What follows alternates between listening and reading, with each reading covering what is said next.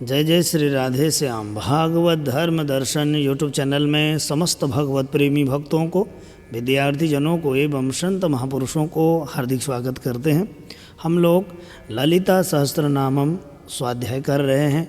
ललिता सहस्त्रनाम के श्लोकों को उच्चारण करना सीख रहे हैं और अभी तक हम लोगों ने ललिता सहस्त्रनाम के अंतर्गत 90 श्लोक तक सीख चुके हैं हम 3 भागों में। अब हम लोग चौथे भाग में उससे आगे की ओर बढ़ेंगे। यदि आप लोग चैनल में नए हैं तो चैनल को सब्सक्राइब करिएगा, वीडियो को शेयर भी करिएगा, वीडियो को लाइक करिएगा, लाइक करना ना भूलिएगा। लाइक करने से एक लाभ मिलेगा कि सबके पास यह वीडियो चला जाएगा, सबको यूट्यूब भेजता है, ठीक है, यह चीज़ है। और शेयर अवश्य करिएगा ताकि सबको इसका लाभ भी प्राप्त हो सके, ठीक है। तो 91वां श्लोक देखिएगा किस प्रकार से बोलना है।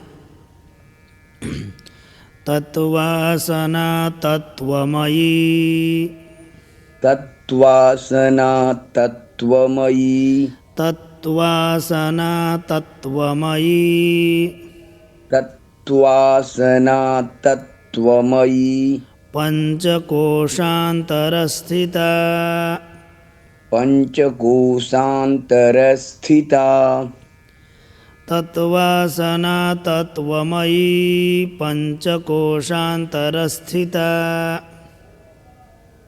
तत्वासना तत्वमयी पंचकोशान्तरस्थिता, निःसीमा महिमा नित्य, निःसीमा महिमा नित्य, यौवना मदशालिनी, यौवना मदशालिनी, तत्वासना तत्वमयी पंचकोशान्तरस्थिता, निःसीमा महिमा नित्य, यौवना मदशालिनी।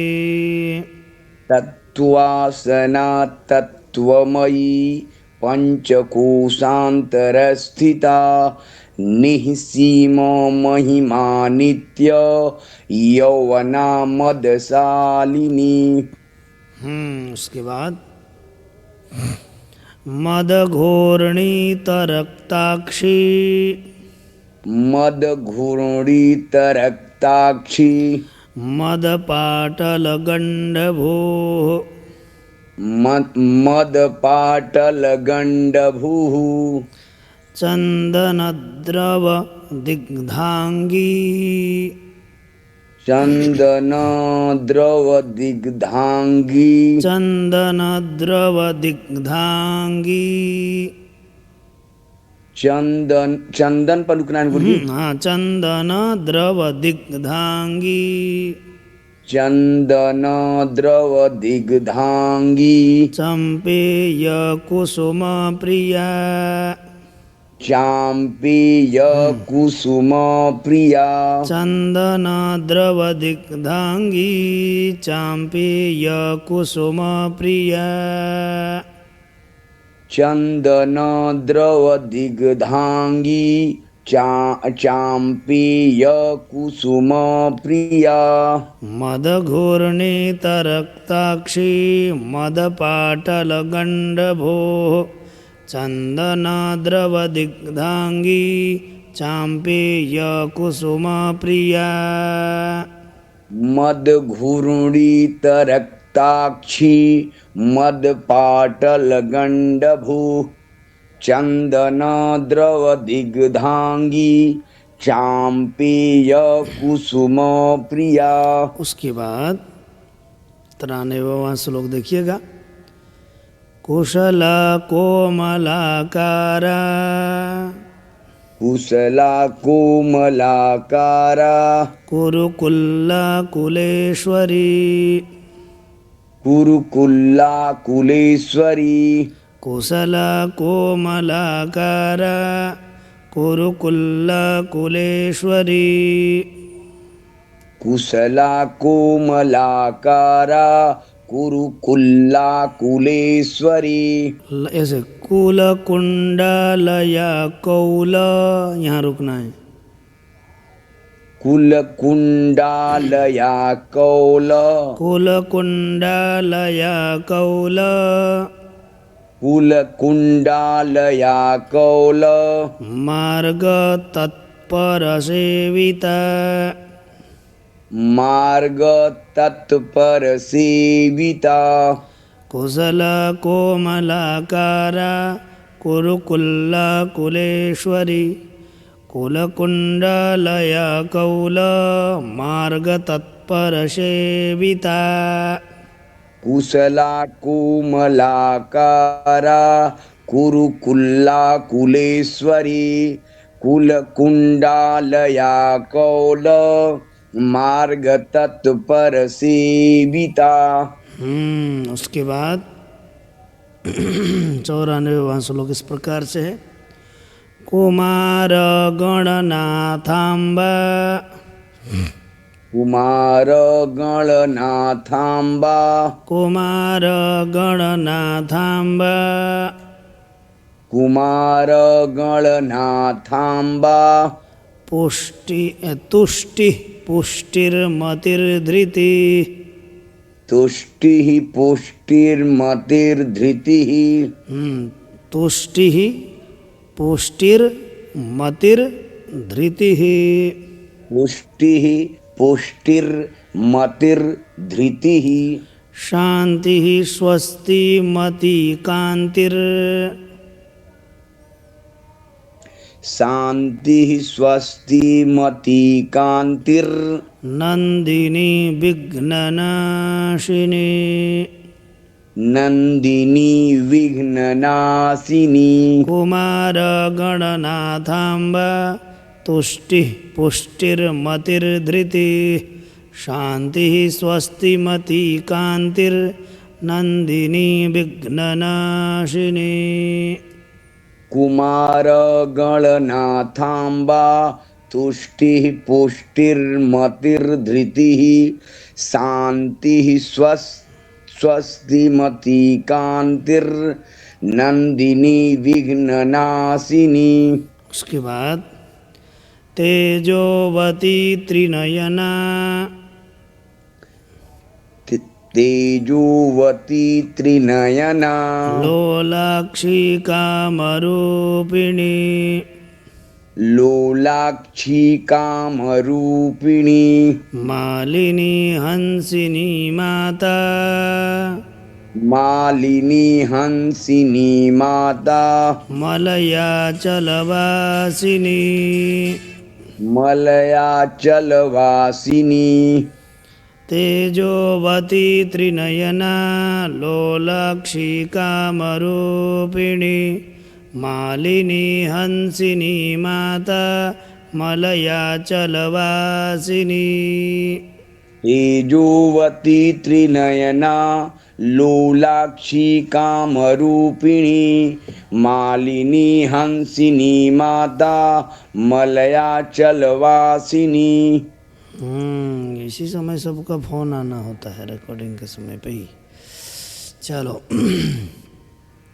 सुमुखी नलिनी शुभ्रू सुमुखी नलिनी शुभ्रू शोभना सुरनायिका शोभना सुरनायिका कालकंठी कांतिमती कालकंठी कांतिमती शोभिणी सूक्ष्मरूपिणी क्षोभिणी सूक्ष्मरूपिणी। रिकॉर्डिंग में हूँ अभी बात नहीं कर सकता मैं,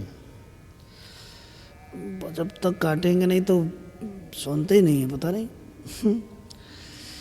सुमुखी नलिनी शुभ्रू शोभना सुरनायिका कालकंठी कांतिमती क्षोभिणी सूक्ष्मरूपिणी।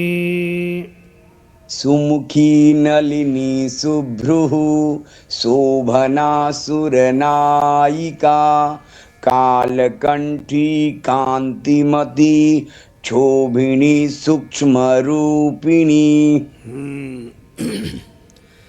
ब्रजेश्वरी वामदेवी वज्रेश्वरी वामदेवी वज्रेश्वरी वामदेवी वज्रेश्वरी वामदेवी वयोवस्था विवर्जिता वयोवस्था विवर्जिता सिद्धेश्वरी सिद्धविद्या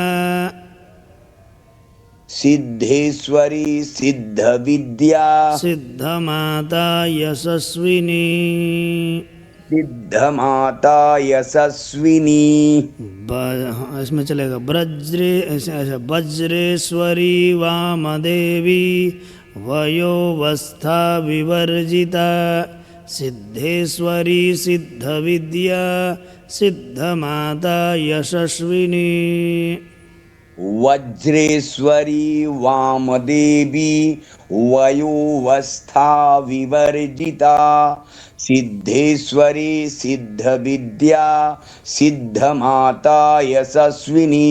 उसके बाद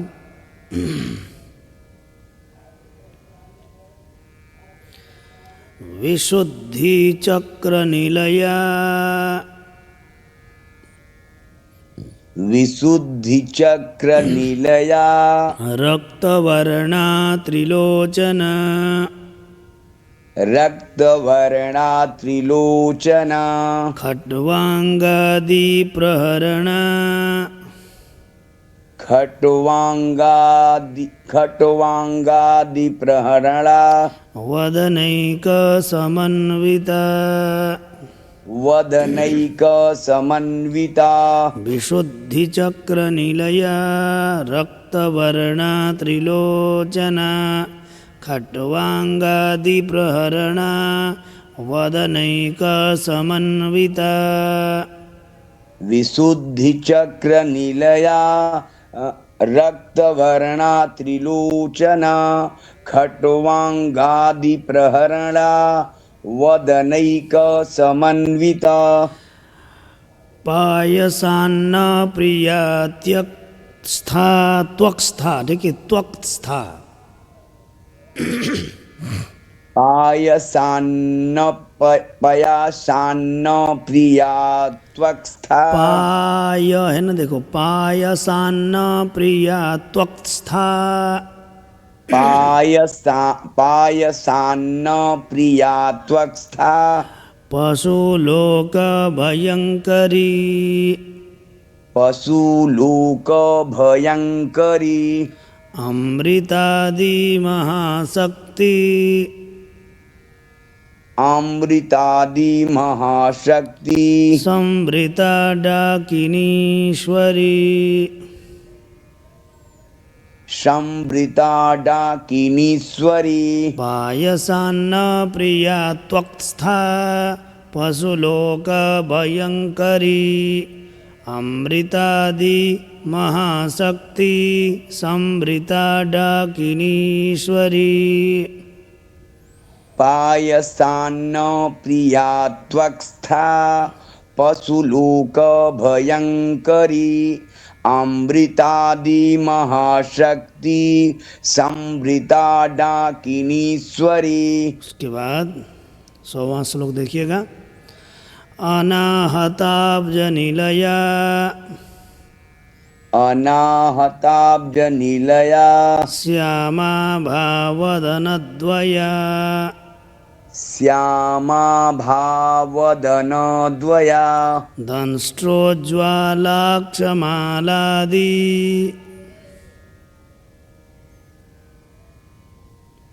दंष्ट्रोज्ज्वलाक्षमालादि दंष्ट्रोज्ज्वलाक्षमालादि दंष्ट्रोज्ज्वलाक्षमालादि धरा रुधिर संस्थिता धरा रुधिर संस्थिता अनाहताब्ज निलया श्यामा भावदनद्वया दंष्ट्रोज्ज्वलाक्षमालादि धरा रुधिर संस्थिता अनाहताब्ज निलया श्यामा भावदन द्वया दंशोज्ज्वलाक्षमालादि धरा रुधिर संस्थिता। उसके बाद कालरात्र्यादि शक्त्यौघ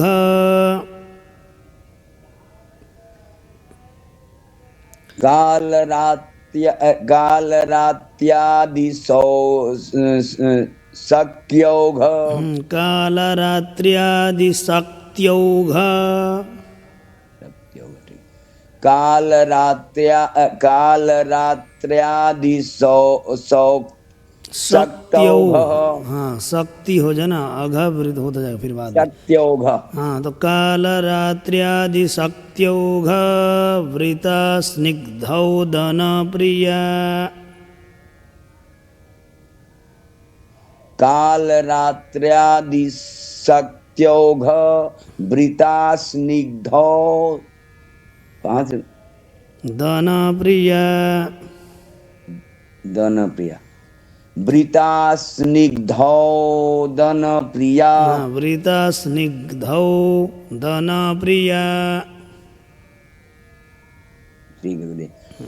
वृता स्निग्धौ दन प्रिया।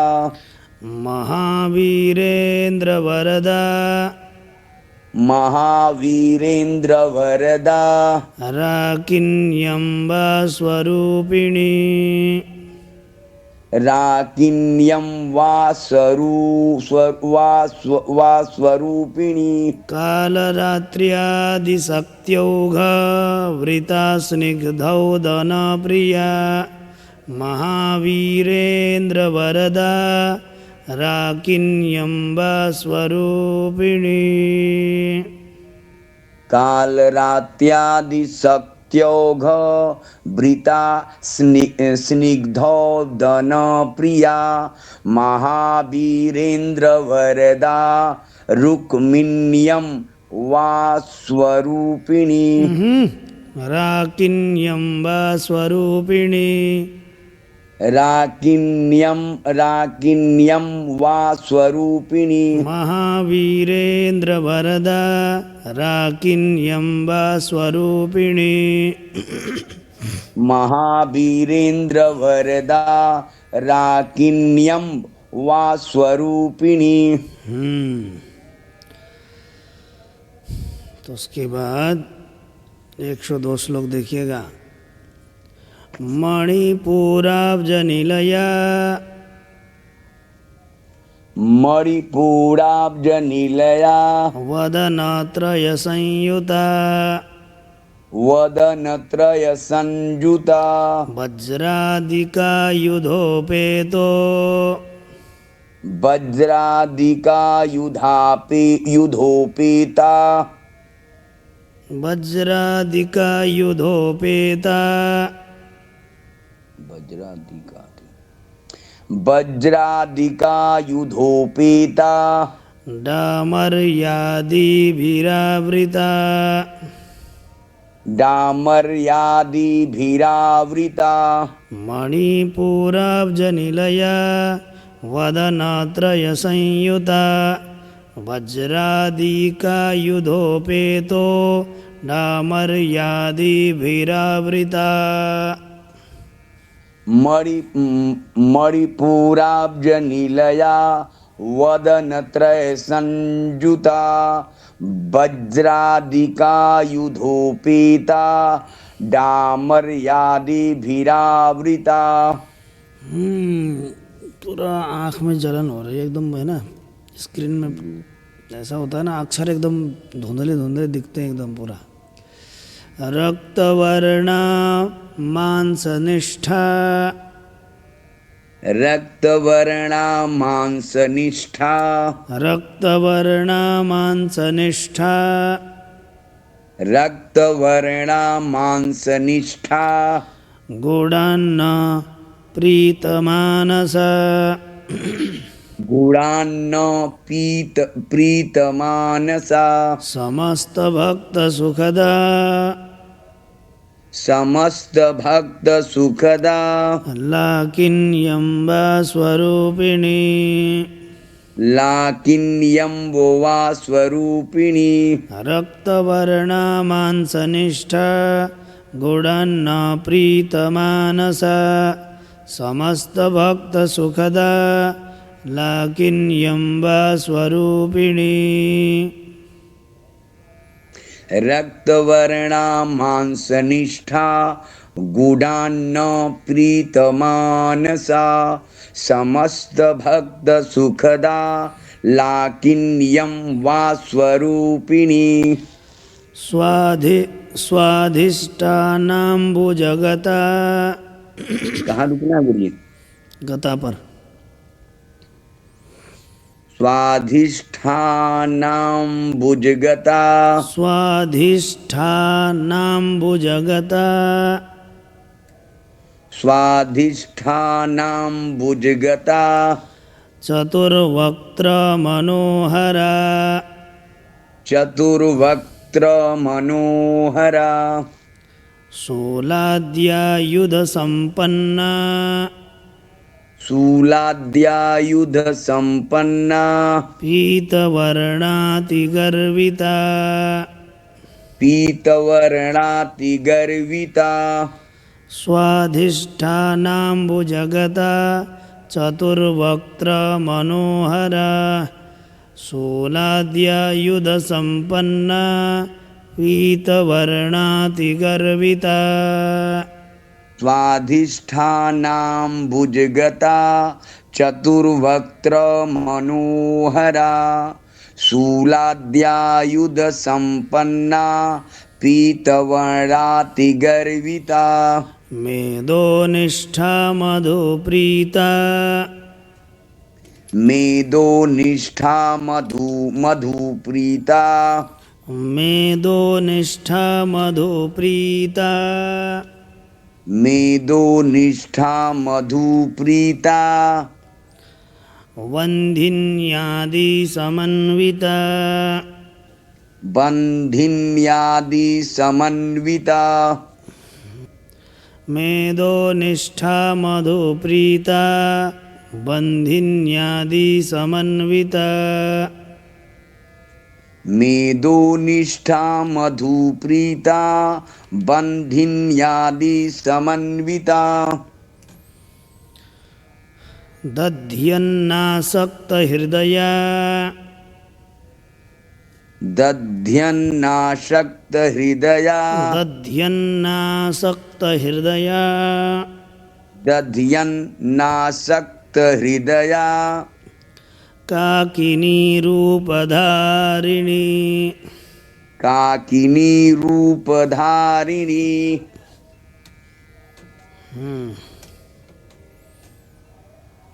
एक बार दोबारा बोलना इसको। मेदोनिष्ठा मधुप्रीता बन्धिन्यादि समन्विता दध्यन्नासक्तहृदया काकिनी रूपधारिणी मूलाधाराम्बुजारूढ़ा मूलाधाराम्बुजारूढ़ा पंचवक्त्रास्ति संस्थिता पंचवक्त्रास्ति संस्थिता पंचवक्त्रास्ति संस्थिता पंचवक्त्रास्ति संस्थिता ऐसे बोलो। पंचवक्त्रास्ति संस्थिता पंचवक्त्रास्ति संस्थिता पंचवक्त्रास्ति संस्थिता मूलाधाराम्बुजारूढ़ा मूलाधाराम्बुजारूढ़ा पंचवक्त्रास्ति संस्थिता पंचवक्त्रास्ति संस्थिता अंकुशादि प्रहरणा अंकुशादि प्रहरणा वरदादि निषेविता वरदादि निसेविता मूलाधाराम्बुजारूढा पञ्चवक्त्रास्ति संस्थिता अंकुशादिप्रहरणा वरदादिनिषेविता। मूलाधाराम्बुजारूढा पंचवक्त्रास्थि संस्थिता अंकुशादि प्रहरणा वरदादि निसेविता। उसके बाद 107 नंबर। मुद्गौदनासक्त चित्ता मुद्गौदनासक्त चित्ता साकिन्यम्बा स्वरूपिणी साकिन्यम्बा स्वरूपिणी आज्ञाचक्राब्जनिलया आज्ञाचक्राब्जनिलया शुक्लवर्णा षडानना। शुक्लवर्णा षडानना। हाँ, ये आज्ञाचक्राब्जनिलया शुक्लवर्णा षडानना। आज्ञाचक्राब्जनिलया शुक्लवर्णा षडानना। मुद्गौदनासक्तचित्ता साकिन्यम्बा स्वरूपिणी आज्ञाचक्राब्जनिलया शुक्लवर्णा षडानना। मुद्गौदनासक्तचित्ता साकिन्यम्बा स्वरूपिणी आज्ञाचक्राब्जनिलया शुक्लवर्णा षडानना। उसके बाद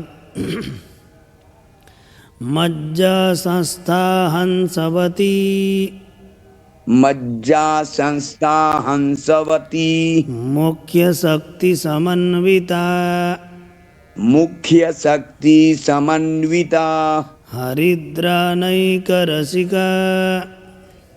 हरिद्रानैकरसिका हरिद्रानैकरसिका हरिद्रानैकरसिका नैकरसिका हाकिनी रूपधारिणी।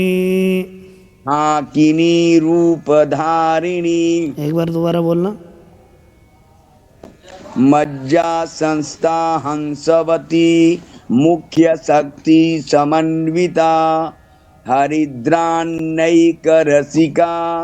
हाकिनी रूपधारिणी। उसके बाद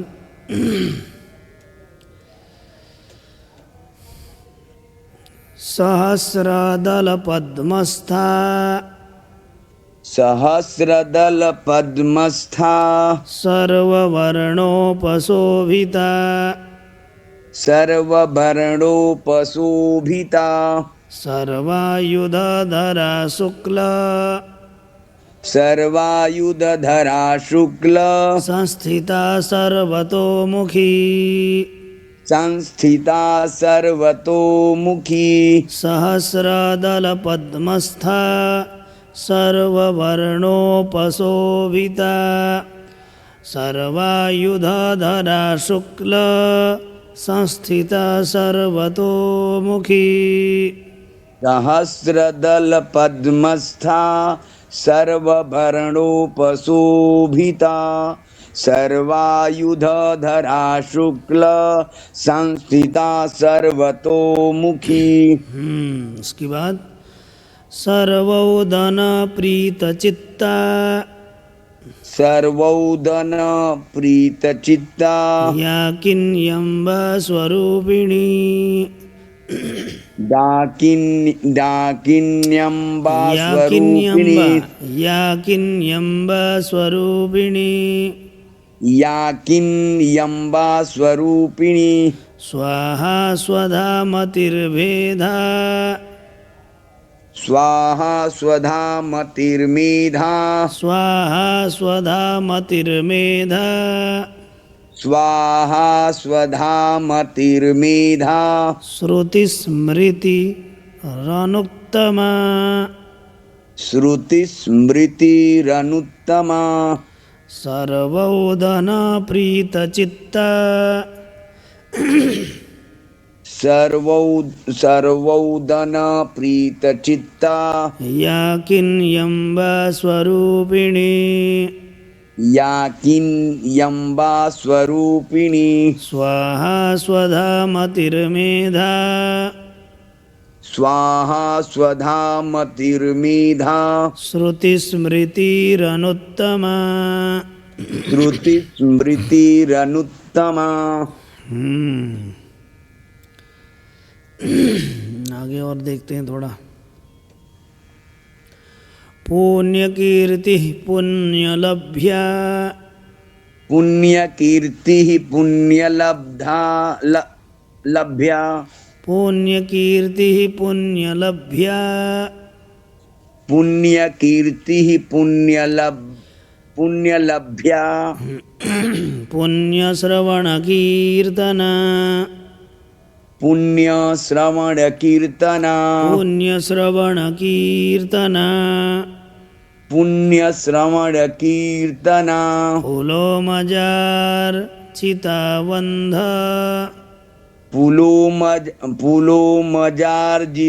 पुलोमजार्चिता बंध मोचनी वरवरालका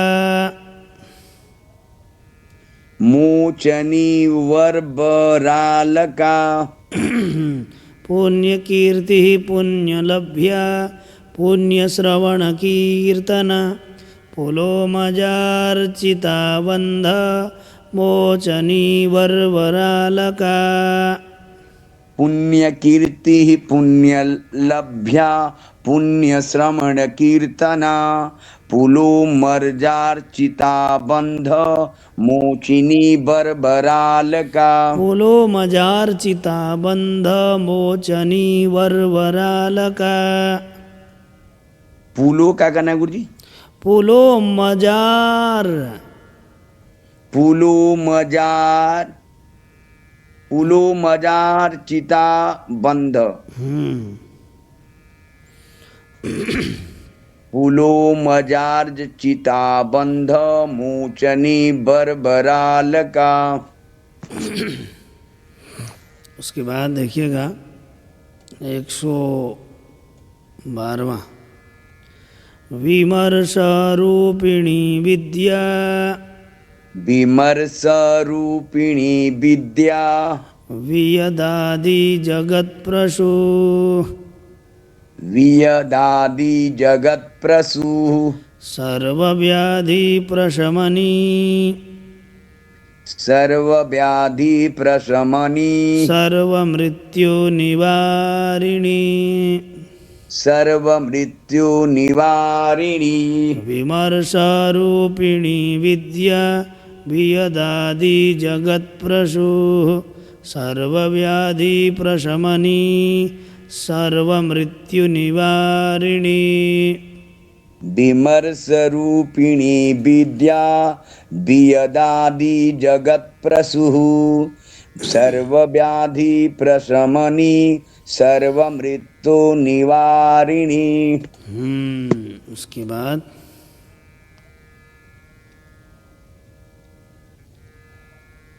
113वां चलो देखिएगा। अग्रगण्या चिन्त्यरूपा अग्रगण्या चिन्त्यरूपा अग्रगण्या चिन्त्यरूपा अग्रगण्या चिन्त्यरूपा अग्रगण्या चिन्त्यरूपा अग्रगण्या चिन्त्यरूपा कलिकल्मषनाशिनी कलिकल्मषनाशिनी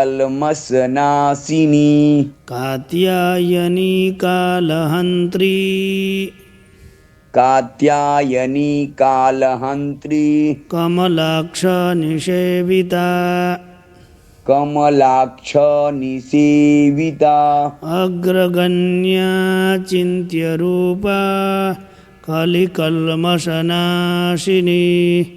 कात्यायनी कालहन्त्री कमलाक्ष निषेविता।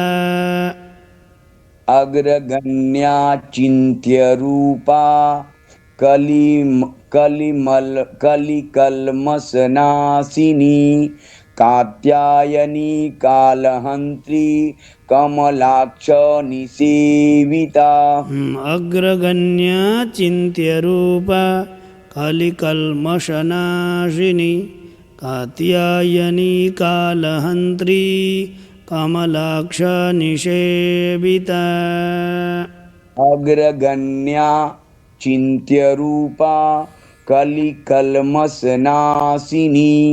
कात्यायनी कालहन्त्री कमलाक्ष निसेविता। ताम्बूलपूरितमुखी ताम्बूलपूरितमुखी दाडिमी कुसुमप्रभा दाडिमी कुसुमप्रभा दाडिमी कुसुमप्रभा दाडिमी कुसुमप्रभा। मृगाक्षी मोहिनी मुख्या मृगाक्षी मोहिनी मुख्या मृडानी मित्ररूपिणी मृडानी मित्ररूपिणी। ताम्बूलपूरितमुखी दाडिमी कुसुमप्रभा मृगाक्षी मोहिनी मुख्या मृडानी मित्ररूपिणी। ताम्बूलपूरितमुखी दाडिमी कुसुमप्रभा मृगाक्षी मोहिनी मुख्या मृडानी मित्ररूपिणी। उसके बाद नित्यतृप्ता भक्तनिधिर नित्यतृप्ता भक्तनिधिर नियंत्री निखिलेश्वरी नियंत्री निखिलेश्वरी मैत्र्यादि वासनालभ्य मैत्र्यादिवासनालभ्या महाप्रलयसाक्षिणी महाप्रलयसाक्षिणी महाप्रलयसाक्षिणी नित्यतृप्ता भक्तनिधिर नियंत्री निखिलेश्वरी मैत्र्यादिवासनालभ्य महाप्रलयसाक्षिणी। नित्यतृप्ता भक्तनिधिर नियंत्री निखिलेश्वरी मैत्र्यादिवासनालभ्या महाप्रलयसाक्षिणी। उसके बाद पराशक्ति परानिष्ठा प्रज्ञानघनरूपिणी प्रज्ञानघनरूपिणी प्रज्ञानघनरूपिणी माध्वीपानालसामत्ता माध्वीपानालसामत्ता मातृकावर्णरूपिणी मातृकावर्णरूपिणी पराशक्ति परानिष्ठा प्रज्ञानघनरूपिणी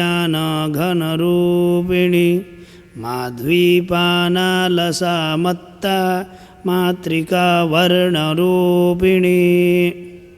पराशक्ति परानिष्ठा प्रज्ञानघनरूपिणी माध्वीपानालसामत्ता मातृकावर्णरूपिणी। उसके बाद महाकैलासनिलया महाकैलासनिलया मृणाल मृदुदोर्लता मृणाल मृदुदोर्लता मृणाल मृदुदोर्लता मृणाल मृदुदोर्लता महनीय दयामूर्तिर् महनीया दयामूर्तिर् महासाम्राज्यशालिनी महासाम्राज्यशालिनी महाकैलासनिलया मृणाला मृदुदोर्लता महनीया दया मूर्तिर्महासाम्राज्यशालिनी महाकैलासनिलया मृणाल मृदुदोर्लता महनीया दया मूर्तिर्महासाम्राज्यशालिनी आत्मविद्या महाविद्या श्रीविद्या कामसेविता आत्मविद्या महाविद्या श्रीविद्या कामसेविता श्री षोडशाक्षरी विद्या श्री षोडशाक्षरी विद्या श्री षोडशाक्षरी विद्या श्री षोडशाक्षरी विद्या त्रिकूटा कामकोटिका त्रिकूटा कामकोटिका त्रिकूटा कामकोटिका त्रिकूटा कामकोटिका आत्मविद्या महाविद्या श्रीविद्या कामसेविता श्री षोडशाक्षरी विद्या त्रिकूटा कामकोटिका आत्मविद्या महाविद्या श्रीविद्या कामसेविता श्री षोडशाक्षरी विद्या त्रिकूटा कामकोटिका। उसके बाद कटाक्ष किंकरी भूत कटाक्ष किंकरी भूत कमला कोटि सेविता कमला कोटि सेविता शिरस्थिता चंद्रनिभा शिरः स्थिता चंद्रनिभा शिरस्थिता चंद्रनिभा शिरः स्थिता चंद्रनिभा भालस्थेन्द्र धनुः प्रभा भालस्थेन्द्र धनुः प्रभा भालस्थेन्द्र धनुः प्रभा भालस्थेन्द्र धनुः प्रभा कटाक्ष किंकरी भूत कमला कोटि सेविता शिरस्थिता चंद्रनिभा भालस्थेन्द्र धनु प्रभा। उसके बाद हृदयस्थारभिप्रख्या हृदयस्थारभिप्रख्या त्रिकोणान्तरदीपिका त्रिकोणान्तरदीपिका दाक्षायणी दैत्यहन्त्री दाक्षायणी दैत्यहन्त्री दक्षयज्ञविनाशिनी दक्षयज्ञविनाशिनी हृदयस्थारभिप्रख्या त्रिकोणान्तरदीपिका दाक्षायणी दैत्यहन्त्री दक्षयज्ञविनाशिनी हृदयस्थारभिप्रख्या त्रिकोणान्तरदीपिका दाक्षायणी दैत्यहन्त्री दक्षयज्ञ विनाशिनी। तो इस प्रकार से हम लोगों ने 120 श्लोक तक स्वाध्याय किए हैं, चौथे भाग तक।